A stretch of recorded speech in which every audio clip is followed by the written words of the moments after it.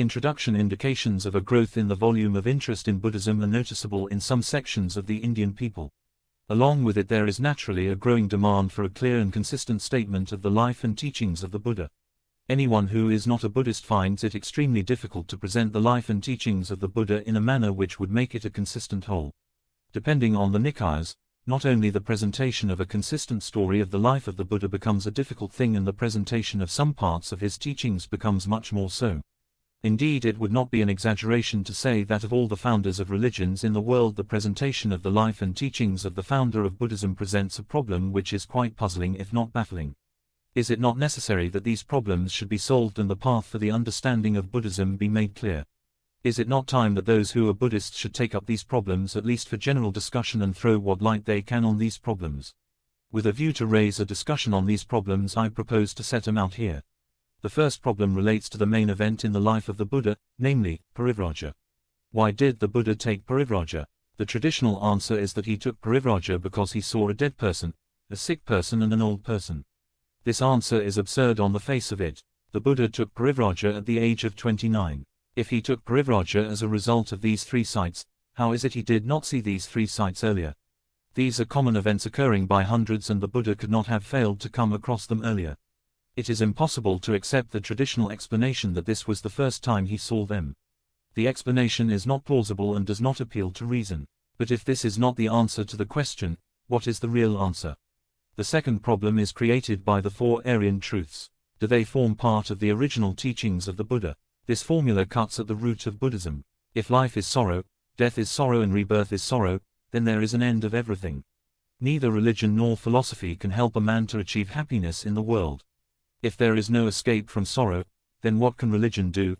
What can Buddha do to relieve man from such sorrow which is ever there in birth itself? The four Aryan truths are a great stumbling block in the way of non-Buddhists accepting the gospel of Buddhism. For the four Aryan truths deny hope to man. The four Aryan truths make the gospel of the Buddha a gospel of pessimism. Do they form part of the original gospel, or are they a later accretion by the monks? The third problem relates to the doctrines of soul, of karma and rebirth. The Buddha denied the existence of the soul, but he is also said to have affirmed the doctrine of karma and rebirth. At once a question arises. If there is no soul, how can there be karma? If there is no soul, how can there be rebirth? These are baffling questions. In what sense did the Buddha use the words karma and rebirth?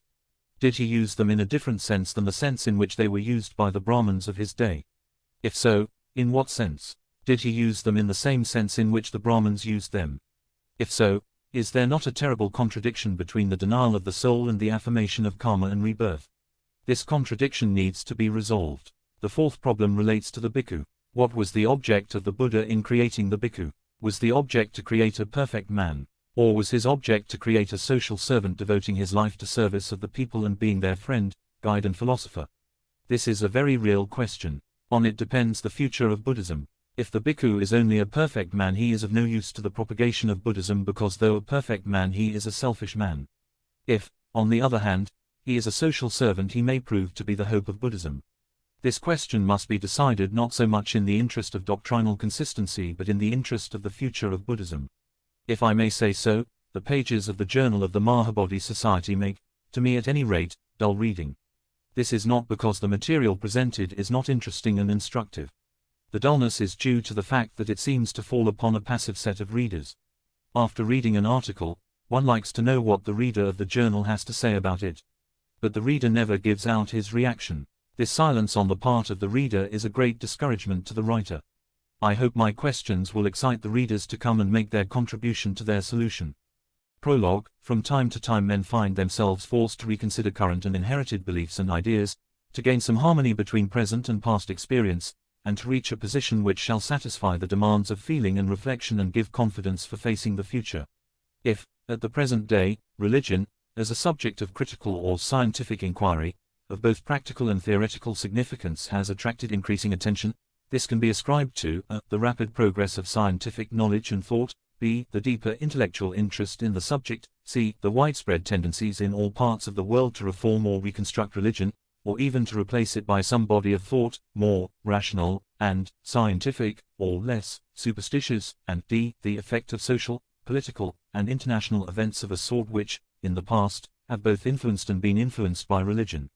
Whenever the ethical or moral value of activities or conditions is questioned, the value of religion is involved, and all deep-stirring experiences invariably compel a reconsideration of the most fundamental ideas, whether they are explicitly religious or not.